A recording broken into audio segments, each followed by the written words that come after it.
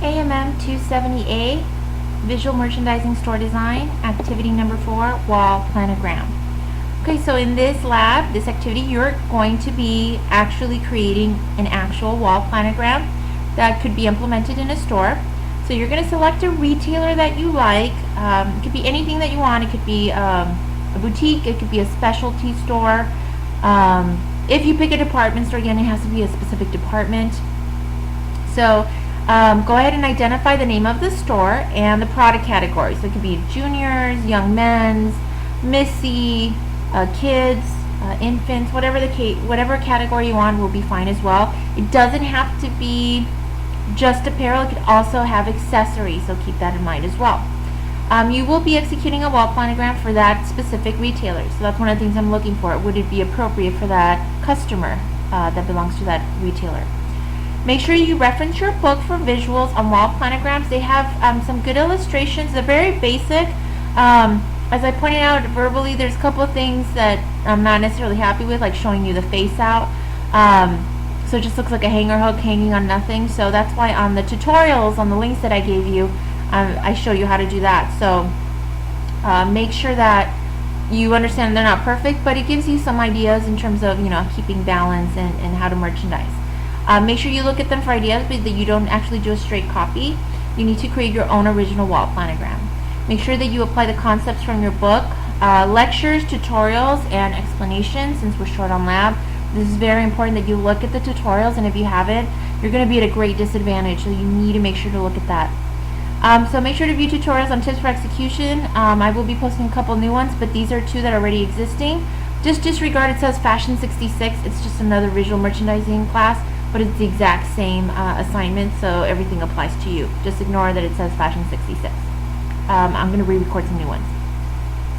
Also, you need to use at least 3 product categories. So you can't just put all t-shirts, or you can't just do all denim jeans. So you need at least 3 product categories. So it could be tops, jackets, skirts, pants. It can also be with shoes, purses, etc. So just 3 different product categories. You could do more, but that's just the minimum. You also need to use at least 2 different components for product allocation. So that means it can't just be shelving. Okay, it can't just be face outs. So you need at least 2 different components of shelving, face outs, bins, different types of shelving, garment rods, face outs, etc.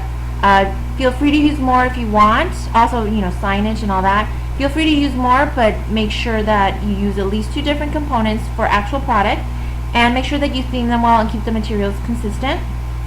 It doesn't mean the materials all have to be the same, but it just means you can't every little thing be of a different material. It might look out of place. So make sure that it's consistent, it's cohesive. You will also need to incorporate either usage of props, signage, or a combination of both. So either some signage, some sort of props, you need something. Make sure that nothing's just placed on the wall, meaning no floating items. So if something's, let's say, suspended from the ceiling, you need to show wires to show that it's actually suspended from the ceiling. Balance is crucial. Make sure to be careful with leaving awkward spaces. So definitely step back and look at your wall planogram as you're doing it and when you're finished, to make sure that you don't have awkward spaces, or your balance, your optical weight is not equally distributed. Also, make sure that your entire artboard will be the wall, so make sure nothing gets cut off. As I've shown you before, do a little perimeter, okay? Do a perimeter to make sure that nothing gets cut off, okay? Make sure you can put the grid and do at least 1 square width of space, so that nothing gets cut off. Sometimes 2, and just depend on what printer you use, but typically once you do that little perimeter, that will help you so nothing gets cut off. Must be in full color, not black and white. A lot of the examples in your book are black and white. I'm asking for full color.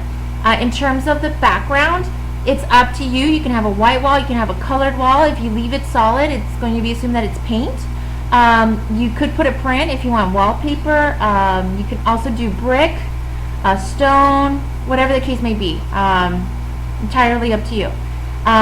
No internet images unless you're using it for signage or graphics. I will allow that for actual signs, posters, frames. Other than that, everything has to be rendered on Illustrator. So you can't just get a picture of sunglasses, you know, go into Photoshop, crop it out, and put it into your planogram. That's not going to fly. So you need to actually draft the sunglasses in Illustrator. You will be graded on how you incorporate guidelines for wall execution. So, like for example, merchandising tops over bottoms, or leaving enough space. You know, the way you use color, etc. So make sure that you actually apply what we've discussed in lecture. Please follow the format: colored hard copy and electronic copy in AI file. Only for the wall planogram, you're going to submit the electronic file. I actually don't want an electronic submission on just the description analysis. I don't really need that. So what you're going to be including is a cover page with your name, class, date, activity number 4, wall planogram. Please label correctly. Some of you aren't labeling, so please label, and the company name. Then I want your actual planogram, and then a description of your planogram, including any components and analysis as to why you think your planogram would be effective and why. And make sure you include a description of the use of design principles. A lot of you, when I ask design principles, you just talk about color and that's it.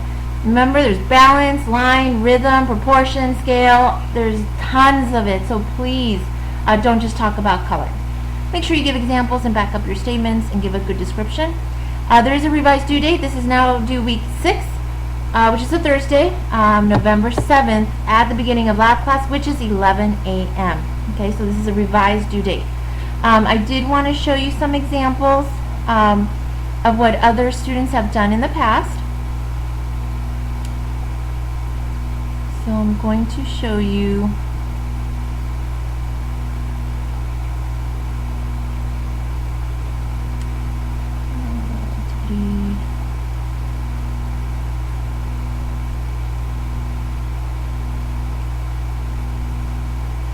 So I'm going to show you a couple examples of what some wall planograms have been used in the past.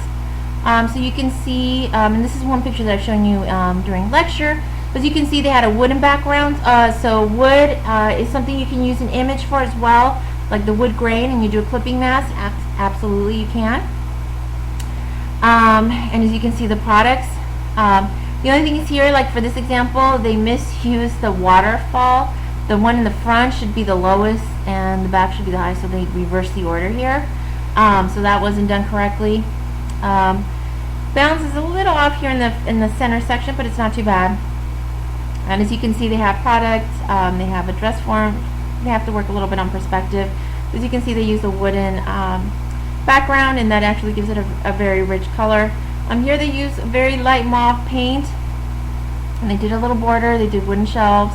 They did neon signs. You go to graphic styles, and you can do really neat neon signs, which is kind of neat. And you can see face outs. You need to be able to see the hook on the hanger needs to hook right onto it. You need to see the hook on the actual garment rod. You just need to make sure that all the hooks, see how they're facing this way? That wouldn't be the way they're hooked this way, so you need to make sure that the hook is actually in the correct direction. Here's a great incorporation, again wood, and they have accessories, shoes, dress, they have neon signs, and they have some signage. Okay, it's very cohesive. I love this. The brick background looks really good. Everything was rendered on Illustrator, and you did a fabulous job. So again, we go through the tutorial showing you how to do garments. This is like using the rounded rectangle tool for folded rounded rectangle tool. You're using a lot of shapes. This was great though, the way they use the actual the hooks, the additions, and the actual connectors was really good. So this was for Made One, which was a really good job, made really well. This one was another one that was really good. They actually used pictures to show some of the outside the box, which I will allow, but everything has to be again rendered on Illustrator, and they did a really good job. They did like customized pictures, which would make sense for the Disney store. Okay, as you can see, they did a good job. So these are just some examples. They have been posted, so make sure you review these and ask me if you have any questions. Okay, thank you so much.